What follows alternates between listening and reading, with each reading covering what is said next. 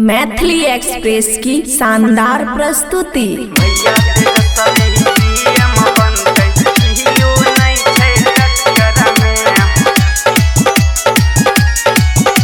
खुशी recording studio बलुआ। झूठाऊ के होनी से चाचा पड़ल तू चक्कर में। झूठाऊ के होनी से चाचा पड़ल तू चक्कर में।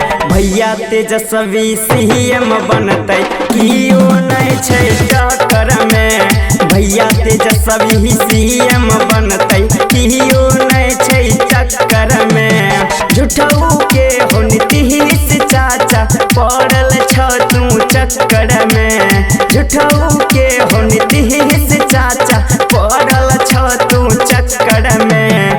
भैया तेजस्वी सीएम बनते कियो नहीं छै टक्कर में। भैया तेजस्वी सीएम बनते कियो नहीं छै टक्कर में।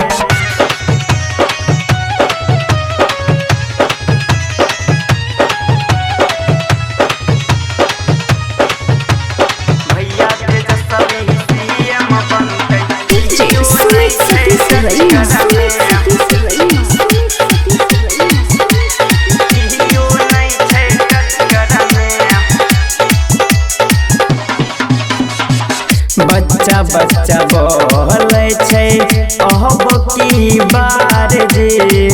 तेज रफ्तार बनते तेजस्वी सरकार जी। बच्चा बच्चा बोले छै अब की बार जी। तेज रफ्तार बनते तेजस्वी सरकार जी। केकरो हाथ में नहीं अब की एते भैया पकड़ में। केकरो हाथ में नहीं अब की एते भैया पकड़ में। भैया तेजस्वी सीएम बनते कियो नहीं छै टक्कर में। भैया तेजस्वी सीएम बनते कियो नहीं छै टक्कर में।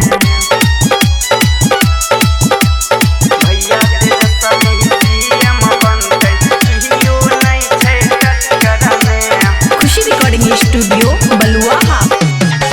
नया बिहार के सपना पूरते शिक्षा रोजगार के अखल जगते। नया बिहार के सपना पूरते शिक्षा रोजगार के अखल जगते।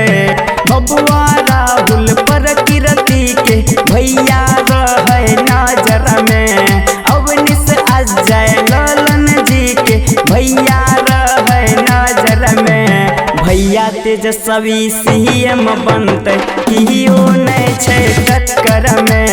भैया तेजस्वी सीएम बनते कियो नहीं छै टक्कर में। झूठाऊ के होनी से चाचा पड़ल तू चक्कर में। झूठाऊ के होनी से चाचा पड़ल तू चक्कर में। भैया तेजस्वी सीएम बनते कियो नहीं छै टक्कर में।